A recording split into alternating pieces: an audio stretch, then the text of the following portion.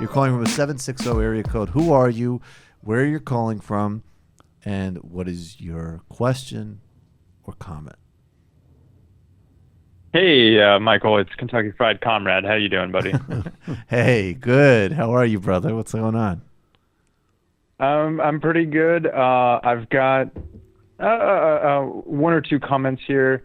One, I'm really hoping you play. Look, if we're not going to see the bloodbath between Professor Wolff and David Griscom, I'm hoping you're going to at least play the videos so we can just see what happened beforehand. Oh, so everybody you knows. should tweet out and ask for that because we can't find it. I think it was on the Trevor Beaulieu episode, but I don't. A time when Trevor was on, but I don't remember where that. I would like to play that clip very much. The stop motion of Professor Wolff, David Harvey, and Slavoj Žižek beating David Griscom at a pool hall, like in Goodfellas. That is one of the funnier things I've ever seen in my life. I've been looking for it. I've been looking for it myself. I can't find it, but all you TMBS heads out there, if you can find it and tweet it in or comment it at in. Matt Leck. Yeah, quick. at Matt Leck. I mean, look, let me just say, I can't. I mean, David's been talking a bold game for a while. He comes in, he pusses out. I mean, that's not on me. He opened the door. I do have a He opened the nerd- door. I was in the middle of doing a segment. He opens the door. He goes, "Oh, hi, Mr. Wolff. How are you?" It's pathetic. Just totally unmanned. I do have a nerd question for Professor Wolff. I actually got a chance to meet you. You were giving a speech in Berkeley. I think it was like 2014, 2015, something like that. I have a total nerd question for you. It's a theory question. I used to be a really big Marxist theory nerd. I've kind of backed off that. But what do you think about stuff like Andrew Kleeman writes about the temporal single system interpretation of Marxist theory of the rate of profit to fall? And I know it's a nerd question, but I'm just really curious about it. Thanks a lot, guys. Love you. Left is best. Love Bye. you back. Left is best. Well, let me answer it in a way that might make it interesting for lots of people. thank you. The people who started modern economics, mostly Adam Smith and David Ricardo, were among many who were very fearful that the capitalist system, which they loved and which they celebrated as being much better than what it replaced, namely feudalism, had a flaw.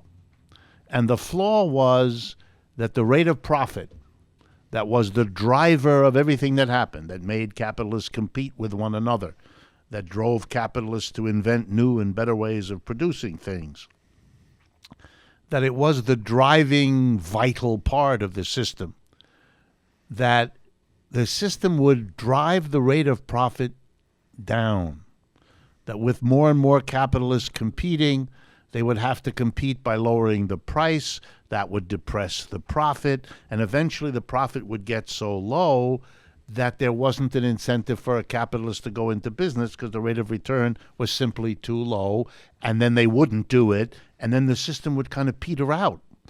And they were terrified that this would happen. They saw the economic downturns that afflicted capitalism as happening periodically precisely because the rate of profit tended to fall, and that would threaten the survival of the system. So they went to great lengths to figure out what to do about this, whether there was something that could be done about it, what there could be. So Marx comes along. It's kind of interesting. After Smith and Ricardo are gone, Smith is dead, Ricardo dies in the early part of the 19th century. Marx reaches his maturity in the middle of the 19th century. Marx says, they had an idea. And what they understood was that there is a tendency for the rate of profit to fall. And so Marx says, this is interesting to me. Unlike Smith and Ricardo, I don't see the end of capitalism as bad news. I see the end of capitalism as good news. That's going to get us to the next system, which is what we need. So I'm very interested. Does the system have a tendency for the rate of profit to fall such that it could be the end of the system? And so Marx devotes, and if you're interested, it's in the middle of Volume 3 of Capital, chapters, if I recall, 13, 14, and 15. Did you know that, Not David? to be too nerdy. Did you know that, David? But there Marx is his typical Hegelian self. The first chapter is called The Tendency for the Rate of Profit to Fall. The second chapter is called The Contradictions Within That Tendency.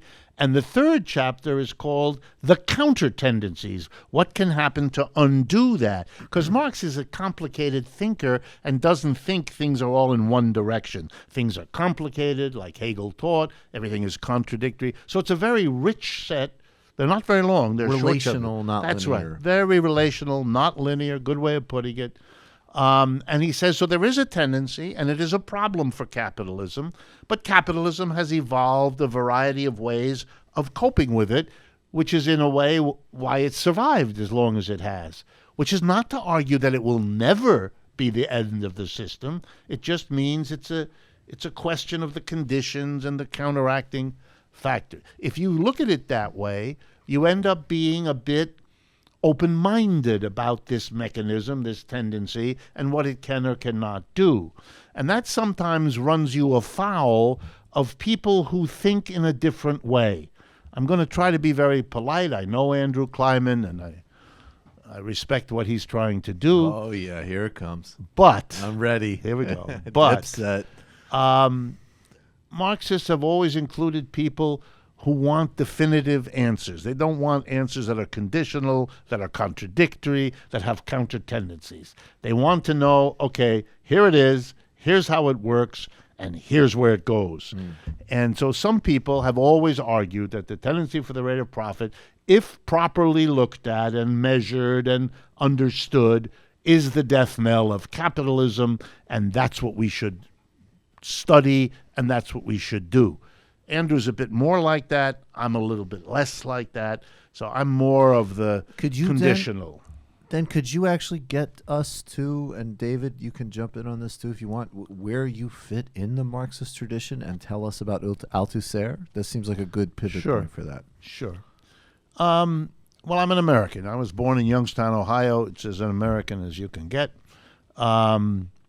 And oh, wow. I'm sorry. I apologize. Professor Wolff, can we play this clip before you explain that? Sure. We have found this.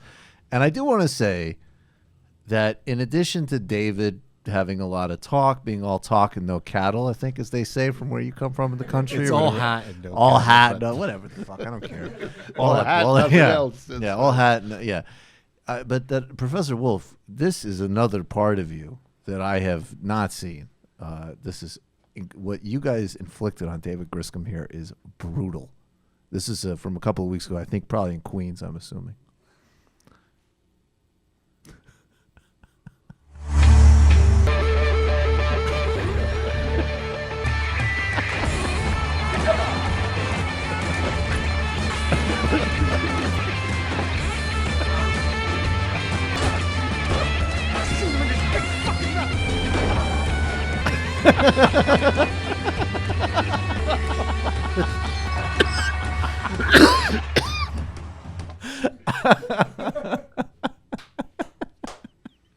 See, I'm going to have nightmares about this.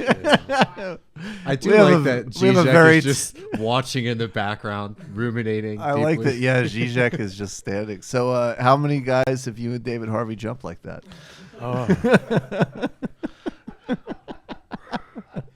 We only do that in Staten Island now. I'm sorry. You just enjoyed that Michael Brooks Show video, and you can get a lot more by subscribing to us here at the Michael Brooks Show YouTube channel. It's literally right there.